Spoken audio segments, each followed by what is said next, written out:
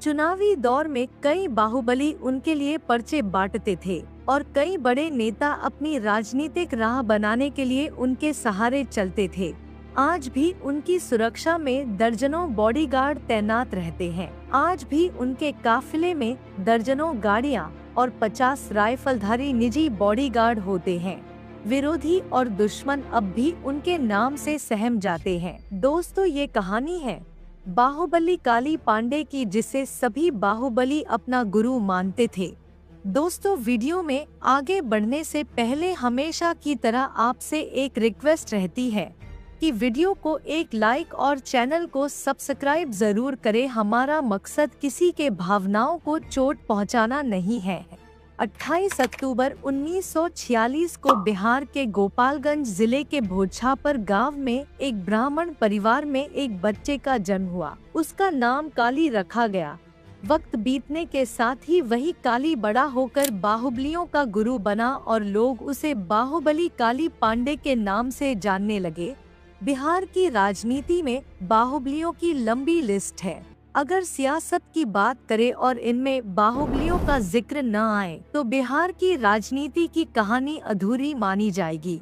चुनाव का समय आते ही सत्ता पक्ष हो या विपक्ष, सभी इन्हीं के सहारे अपनी राजनीति करियर चमकाने में जुट जाते हैं। कई पूर्व मुख्यमंत्रियों ने तो अपनी चुनावी नैया इन्हीं के कंधों पर चढ़कर पार की है। इस लिस्ट में सबसे पहला नाम आता है पूर्व बाहुबली सांसद काली पांडे का। काली पांडे, जो कभी 80 से 90 के दशक में बिहार के तमाम बाहुबलियों के गुरु माने जाते थे, जो आज एक जाने माने राजनेता हैं। उस दौर में उनका नाम जुर्म की दुनिया में इतना मशहूर था कि उसका नाम सुनते ही लोग कांप उठते थे। काली प्रसाद पांडे की शख्सियत ऐसी है कि राज्य के कई बाहुबली उन्हें अपना गुरु मानते हैं। हालांकि खुद काली प्रसाद कभी अपने आप को बाहुबली नहीं कहते। पांडे के दबदबे का अंदाजा इसी बात से लगाया जा सकता है कि राज्य में आज जितने भी बाहुबली नजर आते हैं, उनके उदय से पहले काली ही उत्तर बिहार के सबसे बड़े बाहुबली माने जाते थे। जब काली पांडे गोपालगंज के चुनावी मैदान में उतरे तो बड़े बड़े नेताओं की नींद उड़ गई। खास बात यह थी कि उस समय उनके साथ कोई पार्टी नहीं थी। वे निर्दलीय चुनाव लड़े और सीधे संसद तक पहुंच गए। बिहार के वे बाहुबली जिन्हें कभी सभी अपना गुरु मानते थे, वही हैं काली प्रसाद पांडे। विधानसभा चुनाव में वे कुचायकोट सीट से एलजेपी के उम्मीदवार रहे हैं।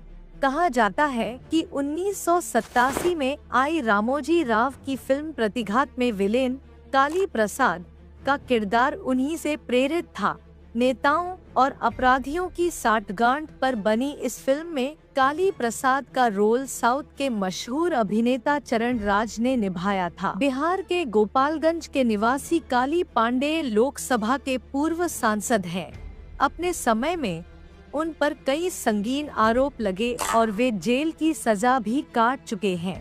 1984 में उन्होंने पहली बार गोपालगंज से लोकसभा चुनाव लड़ा। उस समय उनके साथ कोई पार्टी नहीं थी। वे निर्दलीय उम्मीदवार थे। चुनाव में उन्होंने रिकॉर्ड तोड़ वोटों से जीत हासिल की और पूरे देश में सबसे ज्यादा मतों से जीतने वाले एकमात्र लोकसभा सदस्य बने। इस ऐतिहासिक जीत के लिए उन्हें संसद में सम्मान भी मिला। चुनावी दौर में कई बाहुबली उनके लिए पर्चे बांटते थे और कई बड़े नेता अपनी राजनीतिक करियर बनाने के लिए उनके सहारे चलते थे। आज भी उनकी सुरक्षा में दर्जनों बॉडीगार्ड तैनात रहते हैं, लेकिन उनकी पहचान अब एक प्रभावशाली राजनेता के रूप में है, न कि सिर्फ एक बाहुबली गुरु के तौर पर। कहा जाता है कि काली पांडे का उत्तर बिहार में, खासकर ब्राह्मण समुदाय में मजबूत पकड़ है। पुराने दिनों में उनकी छवि एक ऐसे बाहुबली की थी जिसे लोग रॉबिन हुड मानते थे। आज भी उनके काफिले में दर्जनों गाड़ियां और 50 राइफलधारी निजी बॉडीगार्ड होते हैं। विरोधी और दुश्मन अब भी उनके नाम से सहम जाते हैं। इलाके में उन्हें दबंग माना जाता है, लेकिन काली पांडे हमेशा कहते हैं कि लोग उनसे नहीं डरते हैं, बल्कि सम्मान करते हैं, क्योंकि उन्होंने हमेशा जनता के हित के लिए काम किया है। साल 1989 में पटना जंक्शन पर गोपालगंज के कद्दावर नेता नगीना राय पर बम से हमला हुआ था। इस मामले में आरोप काली पांडे पर भी लगा, लेकिन वे इसमें बरी हो गए। इसी साल उन्होंने राजीव गांधी का समर्थन किया था और कांग्रेस में शामिल हो गए। 1989 और 1991 के लोकसभा चुनाव उन्होंने कांग्रेस के टिकट पर लड़ा था और बाद में उन्होंने कांग्रेस छोड़कर लालू यादव की पार्टी आरजेडी ज्वाइन की और 1999 में आरजेडी से लोकसभा चुनाव भी लड़ा। जानकारी के मुताबिक बाहुबली काली पांडे पर कई गंभीर आरोप लगे, लेकिन आज तक कोई भी साबित नहीं हो सका। पुलिस ने उनके खिलाफ कई बार कार्रवाई की और सबूत जुटाने की कोशिश की, मगर अदालत में आरोपी टिक नहीं पाए। नतीजा यह हुआ कि वे लूट, हत्या और अपहरण जैसे मामलों में एक एक कर बरी होते गए।